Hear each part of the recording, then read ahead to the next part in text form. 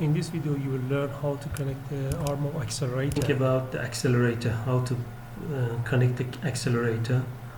So we can use something like this one, the broken arm of the accelerator, and then make a hole and then connect it to the head of the part of the carburetor for what you call it, 404 or 504 carburetor, and then you can adjust it for acceleration.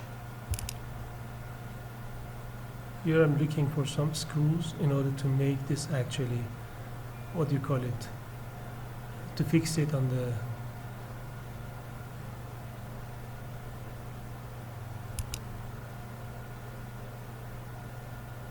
accelerator, I mean this part of the carburetor to connect it to the carburetor.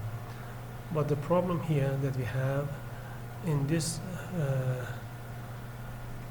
movie, I have to remove the spring which is connected to the Peugeot 404 or 504 actually carburetor, because no need to use that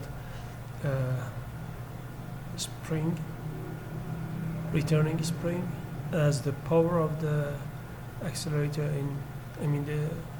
the pressure of the accelerator to take it back to its first position is simple, and you can do it without the spring on this part of the carburetor.